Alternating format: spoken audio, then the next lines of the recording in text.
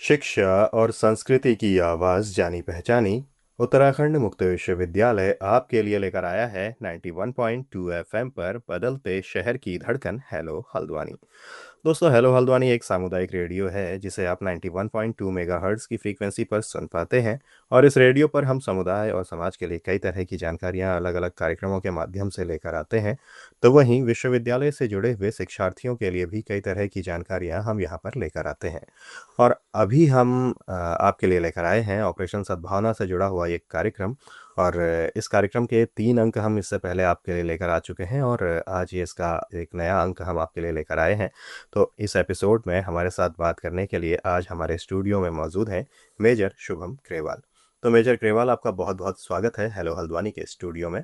धन्यवाद। यहाँ होना मेरे लिए भी खुशी की बात है। तो मेजर ग्रेवाल, शुरुआत करते हैं इस कार्यक्रम के आज के इस एपिसोड की। और इस कार्यक्रम में हम लगातार बात करते आए हैं कि पिथौरागढ़ जनपद में किस तरीके से भारतीय सेना ऑपरेशन सद्भावना चला रही है। तो जैसे अगर बात की जाए तो कुमाऊं अपनी प्राकृतिक सुंदरता और सांस्कृतिक धरोहर के लिए जाना जाता है। और आर्थिक और पर्यावरणीय दृष्टि से ये क्षेत्र इतना महत्वपूर्ण क्यों है आपके नज़रिए से? कुमाऊँ का बहुत महत्व है। यह न केवल जैव विविधता का खजाना है, बल्कि समृद्ध परंपराओं और विरासत का केंद्र भी है। आर्थिक रूप से यह पर्यटन में अपार संभावनाएं रखता है। हालांकि सीमित अवसरों के कारण यह क्षेत्र पलायन और विकास की कमी जैसी चुनौतियों का सामना कर रहा है।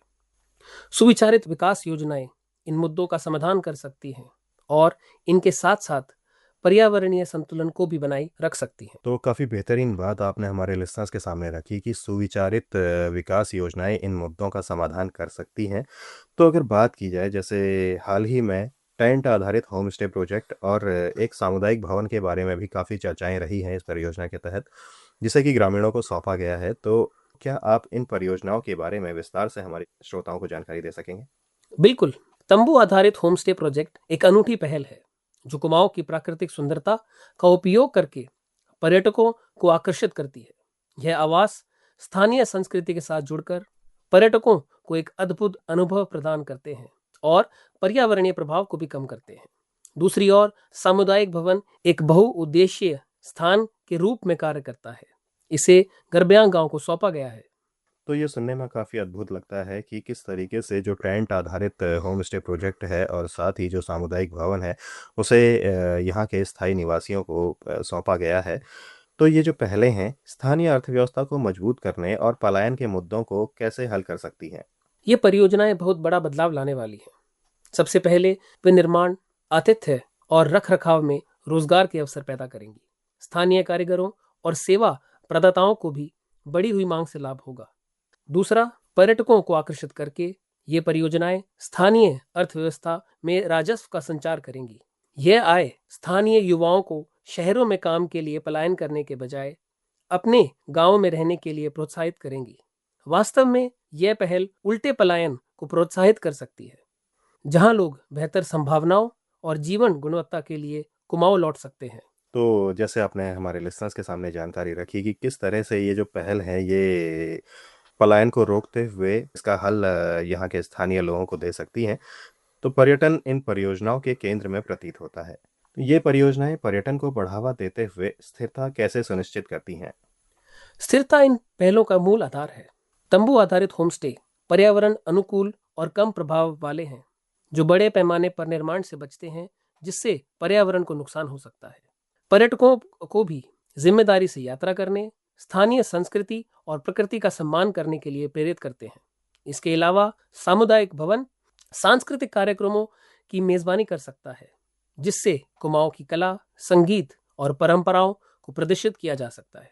यह न केवल पर्यटकों के अनुभव को समृद्ध करेगा, बल्कि स्थानीय विरासत को संरक्षित और बढ़ावा देने में भी मदद करेगा। तो काफ़ी बेहतरीन बात आपने हमारे सामने रखी कि किस तरीके से ये जो परियोजना है ये यहाँ के स्थानीय लोगों से जुड़ते हुए काम कर रही है। तो आप लंबे समय से इसका एक प्रभाव यहाँ के स्थानीय लोगों पर आप देखते आए होंगे, तो किस तरीके से सकारात्मक प्रभाव उन पर दिखाई देता है? लंबे समय में ये परियोजनाएं कुमाऊं को स्थायी विकास के लिए एक मॉडल में बदल सकती हैं। समृद्ध पर्यटन और सशक्त समुदायों के साथ यह क्षेत्र अन्य क्षेत्रों के लिए एक उदाहरण बन सकता है, जो समान चुनौतियों का सामना कर रहे हैं।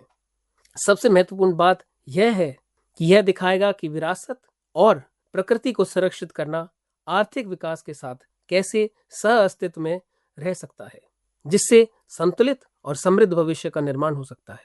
तो काफ़ी प्रेरणादायक ये बात है कि किस तरीके से हम प्रकृति के साथ साथ अपना विकास कर सकते हैं, प्रकृति को बिना नुकसान पहुंचाए अपना विकास कर सकते हैं। तो आखिर में कि आप हमारे श्रोताओं के लिए कोई और ख़ास संदेश इस बात के अलावा देना चाहेंगे? निश्चित रूप से कुमाऊं एक ऐसा रत्न है जिसे संरक्षण की आवश्यकता है, ना कि दोहन की। मैं सभी से आग्रह करता हूं कि वे ऐसी पहलों का समर्थन करें, चाहे यहां आकर हो या केवल इसके बारे में जागरूकता फैलाकर।